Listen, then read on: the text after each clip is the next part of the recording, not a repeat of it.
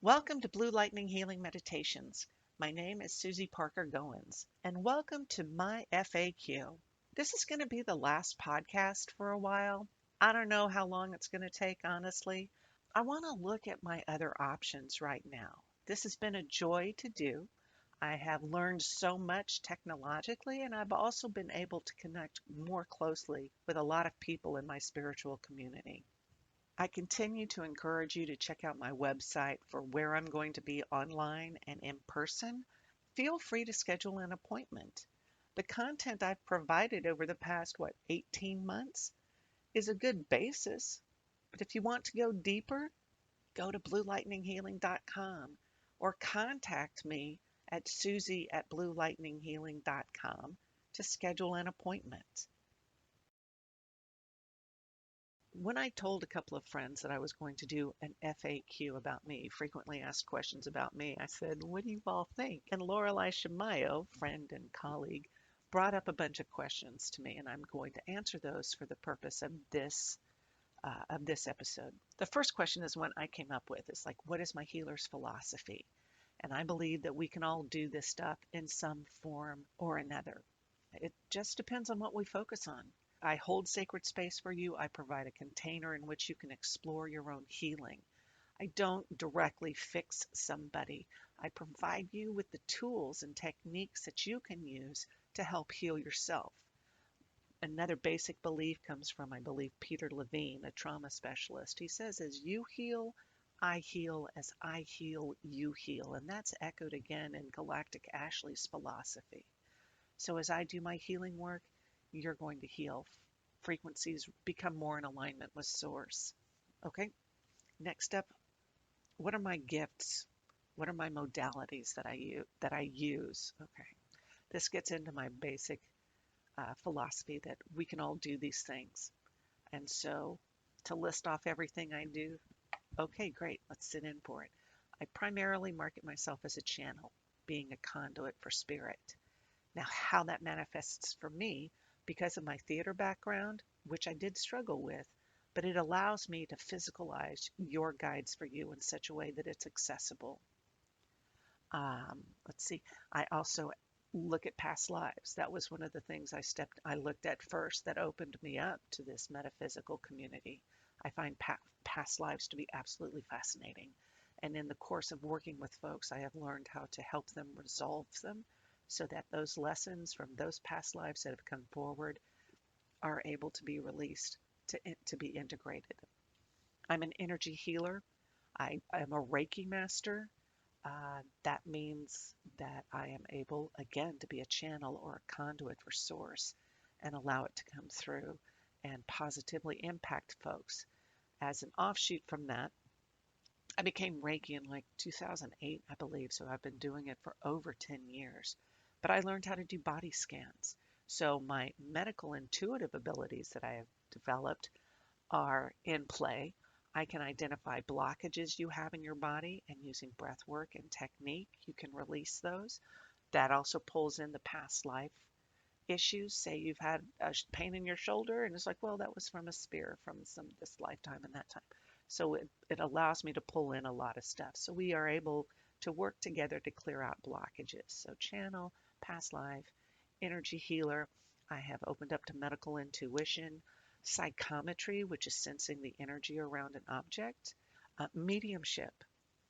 Mediumship. It's I've been able to talk to people who have crossed over, but now I can actually feel confident and say, yes, I can do that. Talking to pets, to animals, when I opened up to that ability, I was better able to connect with my own dog, to release previous pets and to open up to my own dog.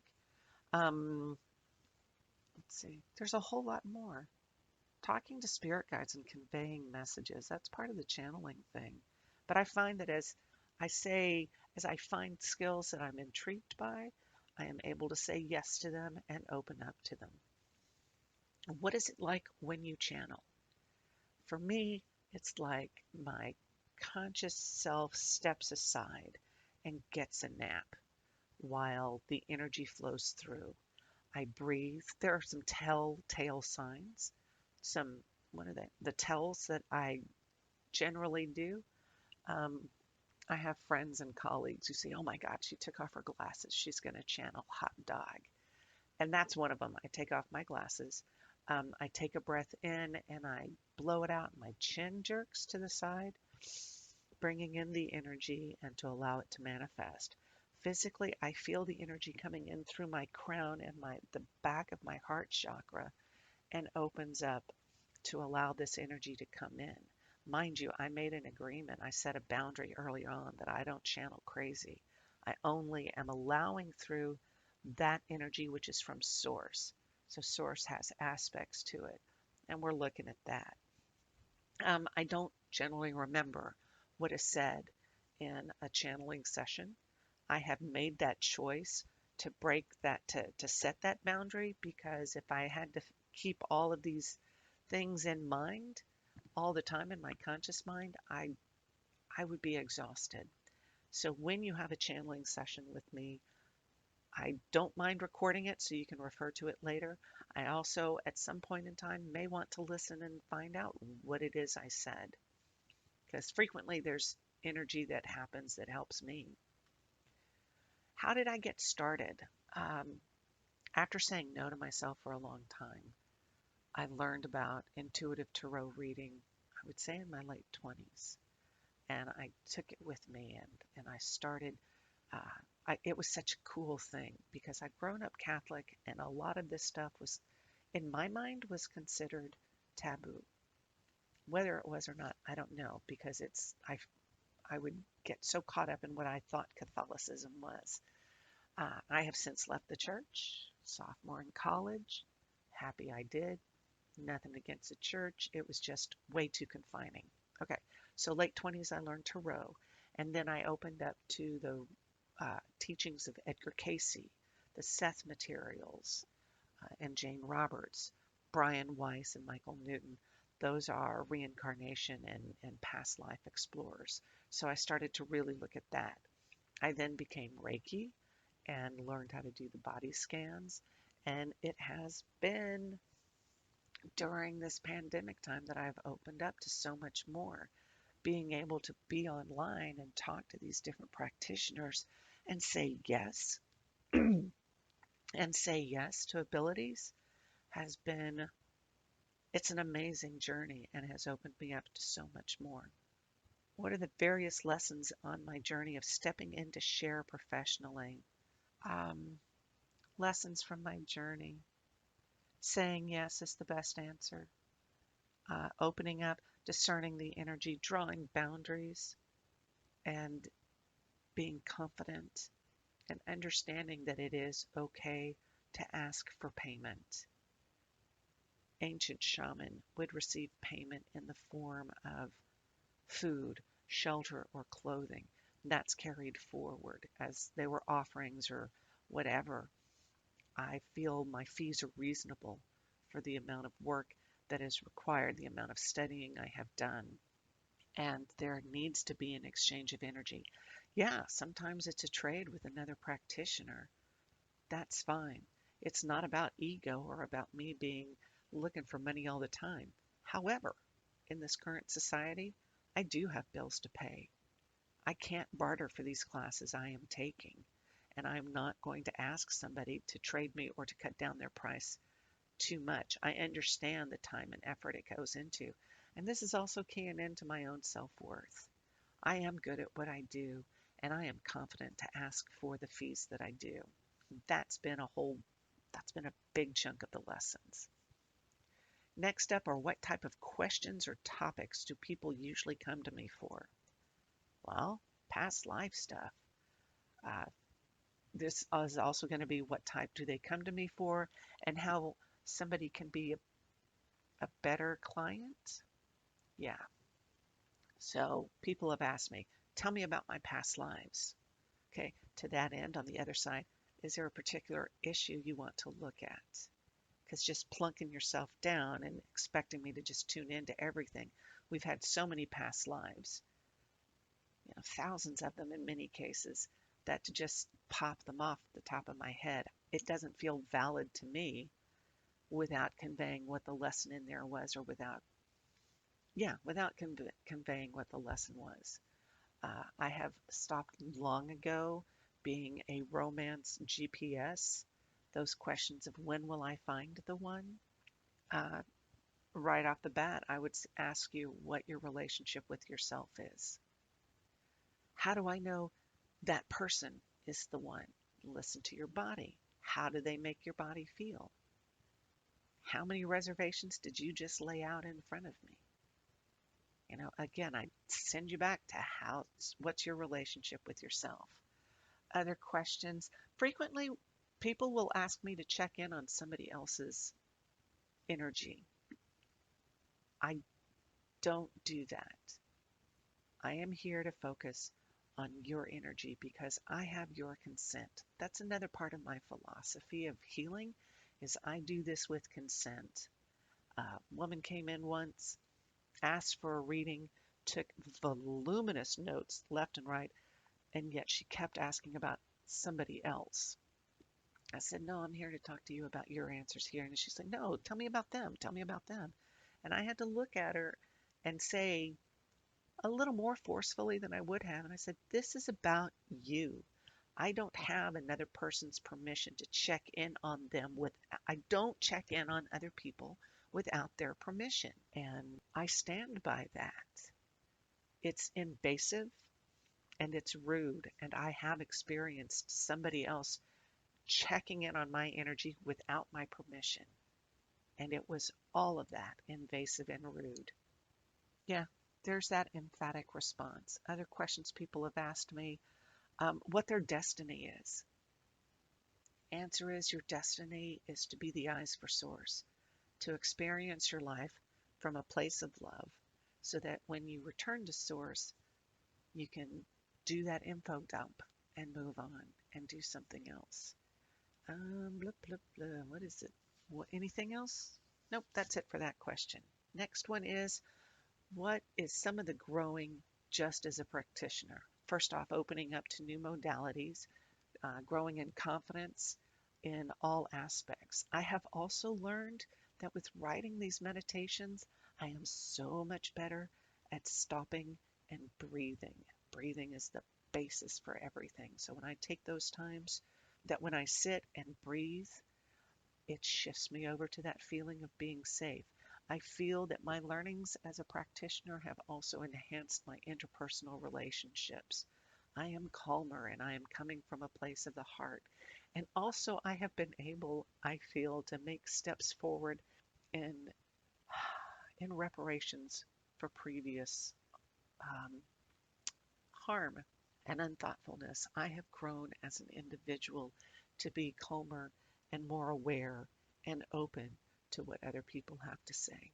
Okay. Next up, what are my hopes for the future with my practice or the community given the format I'm sharing in? Okay. With the podcast specifically, I was hoping to share the things that I have learned and want to learn and have improved and learn. Well, I keep saying learned to learn things and to share it with others. Uh, Future for my practice, I continue to do online events and am judiciously joining in-person events. Last event I was at had some people who were brand new at this. So I want to encourage folks through whatever presentations I do online or in person that they give themselves permission to learn this. My hopes for the future is that we all are open and awakened to our true source selves. Personally, for my practice, I would love to expand that and to have far more bookings so I can have that positive impact. Okay, next up is what motivated me to make the podcasts. Story of the podcasts. I had a business with a friend of mine, Jessica Martin of Rabbit's Pantry, and of Journeying with Jessica. We shared a space. She ran a cafe, and I was part of the wellness center downstairs. And she is an amazing person at having ideas. She gives all kinds of guidance and throws it. For me, though, I feel like I'm kind of like the person she'll throw an idea at, and if it sticks to the wall, great. So she's like, oh, you need to teach classes. Didn't stick to the wall. Oh, you need to write a book. Started that, didn't stick to the wall. Then when she said, "You need a podcast," this is what I've used. That one stuck to the wall even after Rabbit's Pantry closed. The cafe, not the tea business, but Rabbit's Pantry Tea House and Wellness Center closed in February of 2020. And by then I was playing with the podcast format. That's the one that stuck. And here I am, April 2020, 21, so like 18 or months, 170 podcasts or more. And this is what stuck. And so I thank Jessica for that. Next up is, what did I learn while making this podcast that totally surprised me and or that I expected? I wasn't surprised that I learned how to do the actual script. What I was surprised to learn was that I could dedicate myself to writing these scripts, that I could maintain this portion of my work for all of this time. I surprised myself also by knowing I can take a break. I did that, it was February 2021, this year, when I said, I got to take a break. I've been uploading 2 times a week, solid, for almost a year. I need a break. I was surprised when people actually reached out and said something about it. And that's when I got the contract with Transformation Talk Radio. It was the initial offer was from a woman who had actually benefited from the podcast, which is great. I did 7 months with Transformation Talk, and now this is winding up the content I have. So taking a break, being kind to myself, and understanding when I get to a point where I'm not enjoying it, I need to back off. And then all of these other opportunities have opened. And then there are the technological things, and I've had great support from my family with that. I think that's it for that question. Anything else relevant about my personal life or my other professional history? So I mentioned working at Rabbit's Pantry. I loved having an office. I loved having a space in which I could sit there, talk to people, have my stuff in there, and could focus. And I have that now. It's in the corner of my bedroom. I would love to go back to an office space, and I feel very confident that I will. When I feel that I'm ready for it again, yeah. What other personal life things? Um, yeah, it's no news to anyone really that I had cancer. I got a diagnosis in March of 2013 of colon and breast cancer, 3 primary sites. And at that point, I understood, I knew I had to change the end of the story. Short history, mom had colon cancer, died in 74. Sister, 10 years later, oldest sister, 10 years later, had an aggressive form of breast cancer, so in 84, and she died from that. And I knew I had to change that end of the story. And I called in none of the favors, but I called in all of the energy to where there was a disc my youngest sister sent me that had people from 3 continents pulling for me. So I understand the impact that feeling that love and energy had on me. And let's see, it also opened me up a lot more to channeling. People would come over and visit, and I would channel for them. It's because my body was so far out of the way. Let me be the person to say you don't need to take that lesson that far.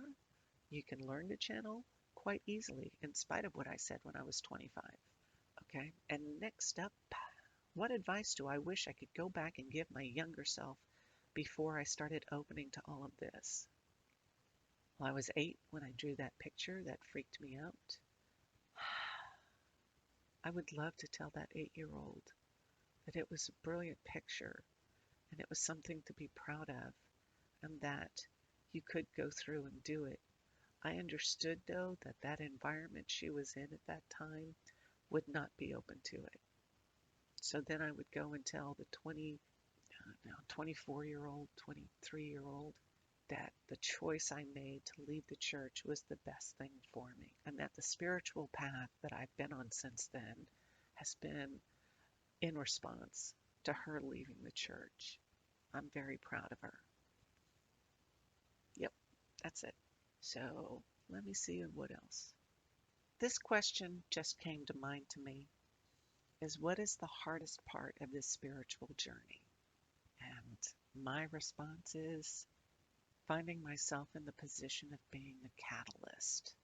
being a catalyst for change can be great when you see that face of someone who has been struggling with a thing, and then I'm able to say what their guides are saying, convey that information to them, and the look on their faces is, wow, I hadn't thought of it that way. And to watch these years and years of, of whatever they've been holding in start to release. I'm not an Instapot of healing here. I encourage you, we take this a bit at a time, but to see that moment when somebody has that hope, regains that hope that they can grow again has been great. But on the other side, the catalyst part has also shown that I'm not always in the best position to be, that people don't necessarily like the catalyst part of me, bringing forward topics or issues that are uncomfortable for them or that are ego based for them. That's what was the breakdown between me and a mentor for a bit there. I I understand that. There are a lot of catalysts out there, people who have played that part and are reviled in history or are elevated to this point of being so angelic and spiritual, and yet there is that human aspect of them. And I don't think I've played both ends of that, like that whole spiritual pedestal thing. I don't see me there, which is why I present generally the way I do, is to remind people, yes, I am in fact human, and I can be wrong. I don't set myself up as being infallible. Um, that catalyst thing, it's kind of a dodgy thing. It also brings in the Heyoka. That's a Lakota tradition of one who challenges authority, who challenges everybody's perception. It is well documented that a Heyoka or sacred clown would do everything backwards. There are images in which you see a warrior riding backwards on their horse. I've read a lot of documentation saying that being the spouse of a Heyoka was very difficult because every time you said, I love you, they would say, I hate you, because they did everything in the opposite. Those who stirred up trouble at any ceremony, asking people to question what they were doing. So I do see myself as a catalyst or sacred clown, a Heyoka. I do shamanistic things. I don't call myself a shaman. I believe that requires, I don't know. Sometimes I think I'm just too white, even though I have First People lineage. I haven't lived that life. I don't want to just pop in and go, look, because that takes away from those who have suffered, who have had to deal with the consequences of their heritage. So I work to honor the cultures, to honor those who have gone before me, but I don't know where I'm going with this. But I also do ask that everyone to stand in their integrity. Okay, what else? I think that's all I have right now. I am grateful to those of you who have listened, and to have feedback would help me feel like I'm not just shouting into the void. I have met people who have said things about the podcast, and I am so grateful to you.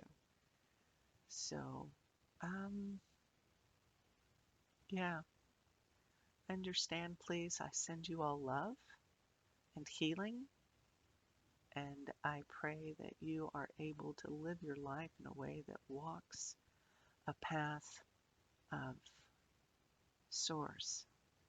Again, I don't know where I'm going to revisit the podcast, and I know I'll be taking some episodes and turning them into a course, and therefore will be taking down some episodes.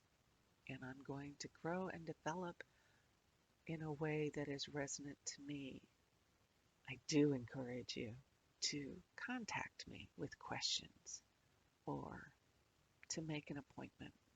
And yeah, until next time, blessings.